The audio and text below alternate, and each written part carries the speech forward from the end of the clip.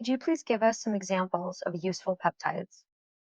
Most peptides could be useful or dangerous. I'm going to give you some examples from my personal experience. 2 years ago, I had a full knee replacement surgery. And I'm telling you, it was one of the most painful experiences of my life. And I'm tough. I'm tough Russian woman. If I would know that, what I know now, I would never need the surgery. And only after a year and a half, when I went to see a doctor and told him that I'm still in a horrible pain, and he told me, well, maybe you need a second surgery. And I said, no, absolutely not. And I started using peptides. And today I'm completely pain free. So the peptides I was using for repair of my tissues in the knee. And remember, I have a metal knee, but there's still a lot of tissues which are real, was BPC-157 and TB-500. And that is a very favorite and famous bundle right now. But again, you cannot use it just blindly. You have to use it only when it's indicated in the right dosage, in the right cycle, with a break, and then you can repeat another cycle. Again, from my personal life, I have problems with sleeping. I am super active. I'm managing 3 separate businesses, very busy practice, a lot of stress. Although I do all the healthy things I'm teaching my patients to do, I really practice what I preach. Sometimes my deep sleep pattern, that's why I'm wearing Oura ring, is short.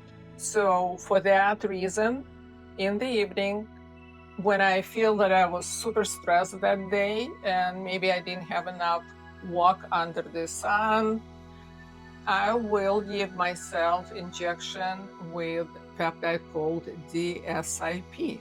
And it is peptide which helps you to provide you with a longer deep sleep. This is the sleep which is responsible for your recovery. We recover during deep sleep, some in REM sleep as well.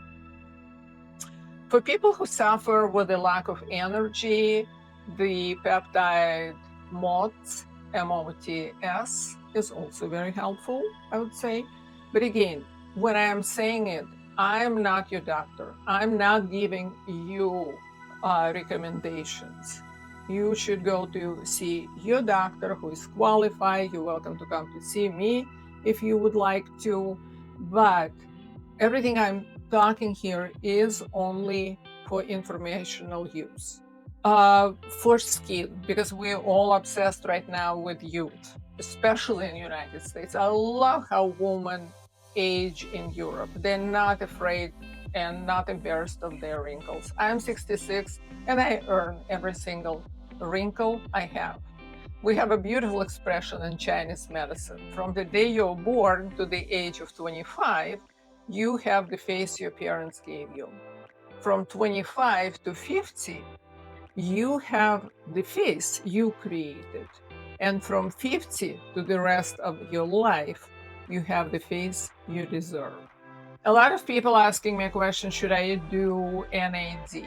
And I answer absolutely not. NAD, especially in the pill form, is not solid ingredient. It falls apart. And many people say, okay, then if we're going to do it in IV form, maybe it's going to help. And the answer is, again, it's not a stable peptide. So that one, I'm not a big fan.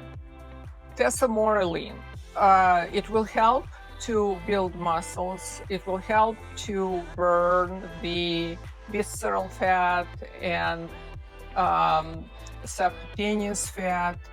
However, it has growth hormone. So for patients, let's say with cancer, I would totally not recommend to use that peptides.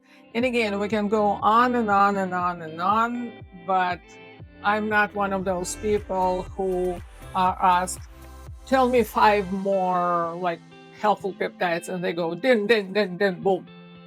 I don't believe in it. It's for each patient its own.